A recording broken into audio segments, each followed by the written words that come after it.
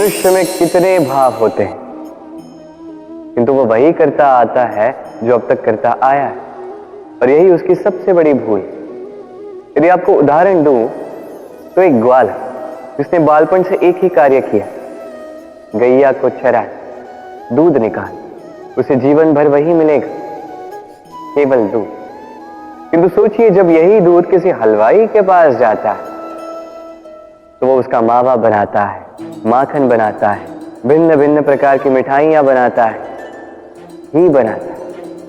उसने कुछ बड़ा किया, बदले में उसे कुछ बड़ा मिले।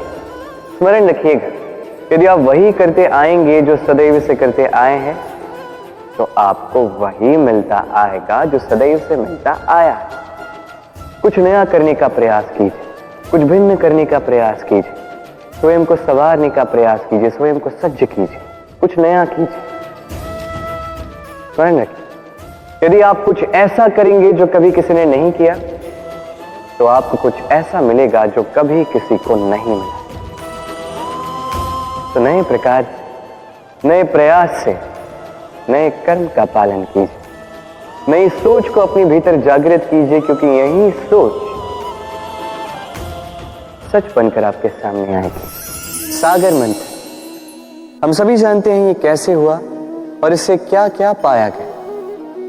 असंख्य रत्न पाए गए, विष पाया गया, अमृत पाया गया। अब इसी प्रकार हमारे भीतर भी एक विशाल सागर है जिसे हम कहते हैं मन। अब इसी मन का यदि मंथन करोगे तो इसी मन से विष भी निकलेगा, अमृत भी निकलेगा। स्मरण रखिए, आपकी ये जो जीवा है, ये विष भी उगल सकती है, अमृत भी। कुछ बुरा कर सकती है, चाहे आपकी मंशा बुरी ना भी। इसलिए सदैव जब भी अपने मुख से आप शब्द निकाल, इस मन का मंथन करके निकाल।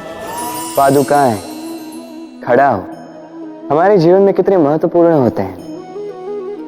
जब भी हम इन्हें पहनकर चलते हैं, ये हमारी रक्षा करते हैं कांटों से, छोटे कंकड़ों से, ये हमें सुरक्षित रखते हैं। किंतु यदि इसी को किसी और दृष्टिकोण से देखा जाए तो यही पादुकाएं हैं जो चलने के समय पीछे से हम पर कीचड़ उछालते हैं। ऐसे ही लोग भी हमारे जीवन में होते हैं जो चलते तो हमारे साथ, किंतु यही हम पर पीछे से कीचड़ उछालते हैं। अब चलते समय भी जब भी आप पर कीचड़ उछाला जाता है आपके पादुकाओं द्वारा, आपका ध्यान वहां नहीं होता, आपका ध्यान होता है आगे, क्योंकि यही आपका लक्ष्य है, यही आपका मार्ग है और यही आपको करना चाहिए। स्मरण रखिए, आपका पांव पकड़ के खींचने वाले वही हो सकते हैं जो आपके पीछे होते हैं, और आपका ध्यान वहां नहीं है, सदैव आगे अपने लक्ष्य पे होना चाहिए। सदैव अपने लक्ष्य पे ध्यान केंद्रित कीजिए, सदैव जीवन में आगे बढ़ते रहिए।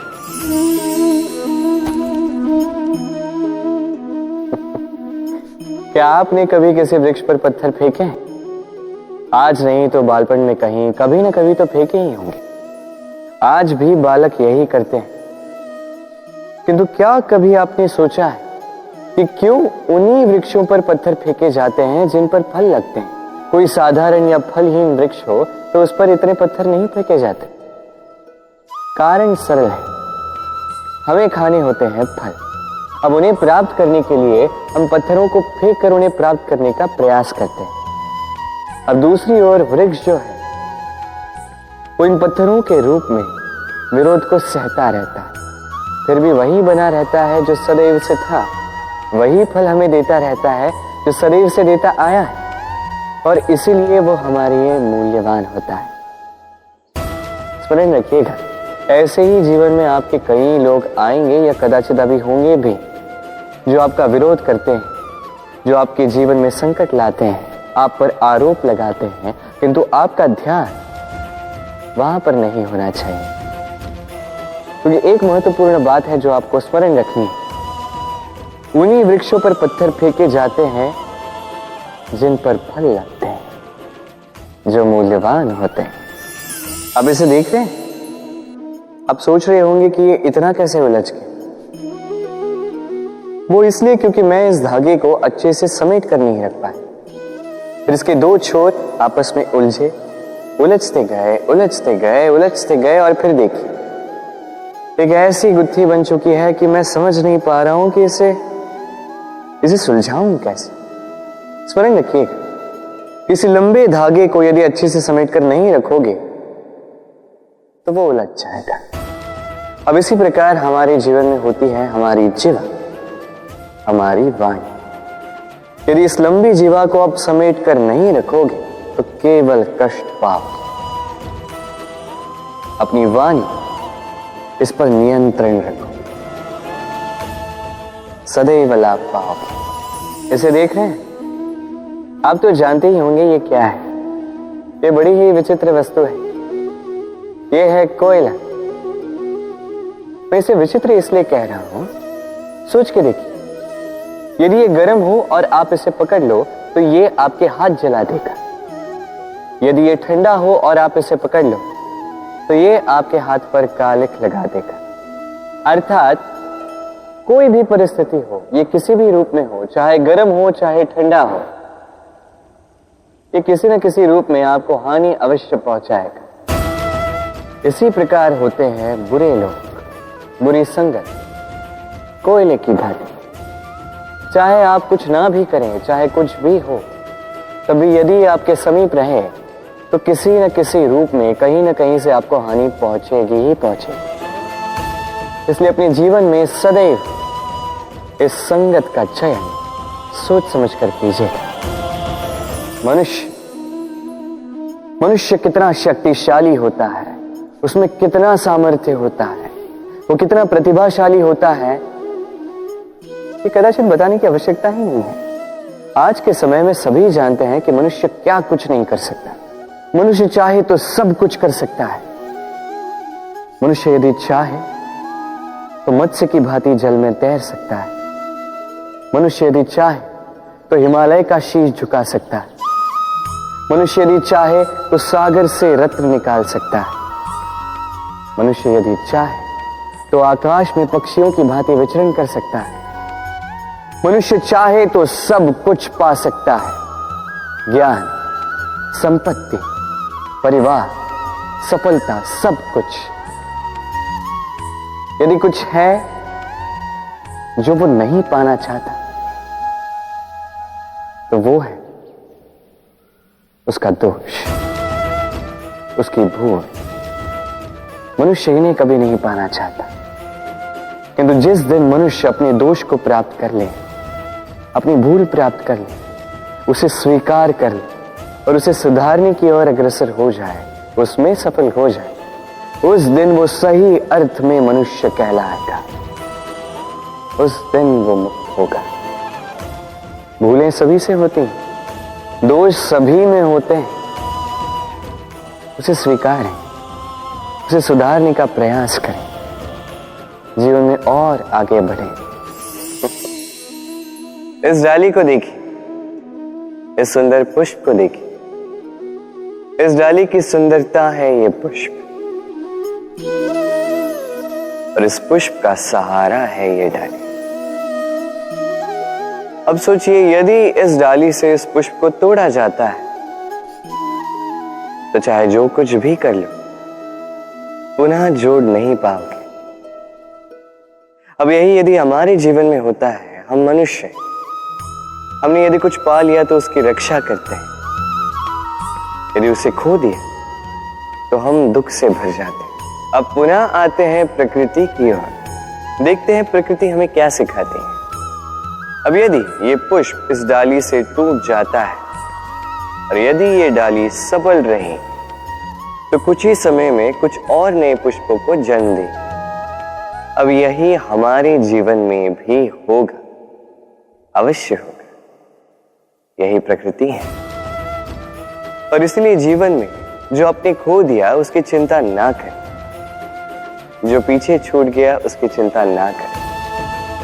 भविष्य में जिसे आप संवार कर रख सकते हैं, संभाल के रख सकते हैं, उस पर ध्यान केंद्रित कीजिए, विश्वास कीजिए। इस मन रूपी डाली पर सुख के पुष्प सदैव खिलते रहेंगे। धन में और मनुष्य के मन में एक संबंध है। यही संबंध है अवसर में और प्रयास में। मनुष्य कहता है मुझे कुछ धन मिले तो मैं कुछ करूं। धन कहता है तू कुछ करे तो मैं तुझसे मिलूं। मनुष्य कहता है मुझे अवसर मिले तो मैं प्रयास करूं ना। अवसर कहता है तू प्रयास करे तो मैं तुझसे मिलूं ना। सदैव जीवन में उसकी कामना मत कीजिए जो आपको किसी और से या इस संसार से या नियति से मिलने वाला है। ध्यान केंद्रित कीजिए अपने कर्म पर। ध्यान केंद्रित कीजिए उस पर जो आपके हाथ में है। निरंतर प्रयास करें बिना किसी आशा के, बिना किसी अपेक्षा के, और फिर इस जीवन को देखिए।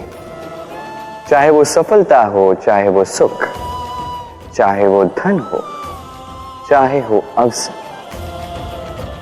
स्वयं चल के आपके पास आएगा। जब भी हम प्रसन्न होते हैं, कोई शुभ अवसर होता है, हम सफलता प्राप्त करते हैं, हम सर्वप्रथम अपनों का मुख मीठा करते हैं। और अच्छा ही है, मुख मीठा करने से मन मीठा हो जाता है। किंतु ये मिठास ये केवल मिठाई में नहीं होती, क्योंकि ये स्वाद नहीं, ये एक भाव है। जीभ का स्वाद कौर के समाप्त होते ही मिट जाता है। वही भाव का स्वाद जन्म भर स्मरण रहता है। इसलिए आप जब भी अपनों में ये मिठास बांटें तो उस मिठाई से क्यों जो कुछ ही क्षण के लिए रहती है, उस भाव से बांटें, उस मीठी वाणी से बांटें, उस मीठे व्यवहार से सबके मन को प्रफुल्लित करें। लोग जीवन भर स्मरण रखेंगे। ना रहेगी कोई कटुता, ना रहेगी कोई शत्रुता। और देखिए ऐसे ही आपको एक और अवसर मिल जाएगा मिठास बांटने का। राधे राधे। लोग सदैव मुझसे ये प्रश्न करते रहते हैं कि मित्रता का मतलब क्या है, इस प्रेम का मतलब क्या है। और मैं बस मुस्कुराता हूं, क्योंकि ये तो ऐसा प्रश्न हुआ जैसे कोई पूछे कि अनर्थ का अर्थ क्या है। अब जब अनर्थ हो ही गया तो उसका अर्थ क्या? उसी प्रकार वो मित्रता क्या जिसमें आपका कोई मतलब, वो प्रेम क्या जिसमें आपका कोई स्वार्थ। ये दो भाव ऐसे हैं जिसमें आपको कुछ चाहिए नहीं होता, बस देना होता। आपका समय, आपकी भावनाएं, आपका सुख कुछ मांगने के लिए करोगे तो वो मित्रता कैसे? कुछ पाने के लिए करोगे तो वो प्रेम कैसे? वैसे भी देखा जाए तो जो प्रेम करते हैं उन्हें कुछ पाने की आवश्यकता ही नहीं। और जिसके पास 2.5 अक्षर वाला ये प्रेम शब्द हो, उसके पास तो इस संसार का सबसे बड़ा कोश है। तो आप इस कोश को बढ़ाइए और मेरे साथ कहिए राधे राधे।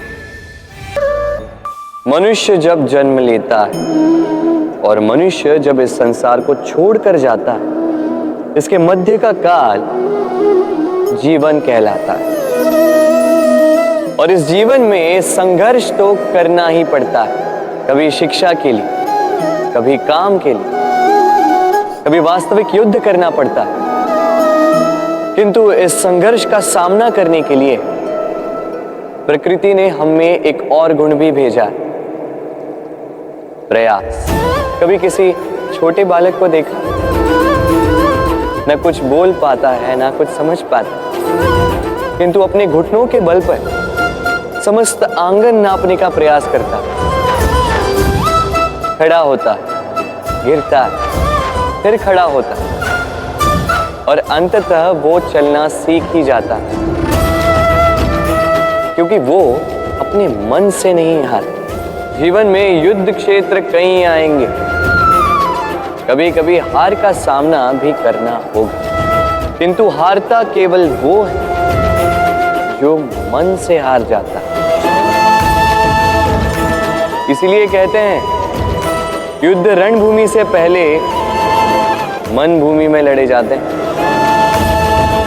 मैदान में हारने वालों को कई अवसर मिलते हैं, किंतु मन से हारने वालों को नहीं। राधे राधे।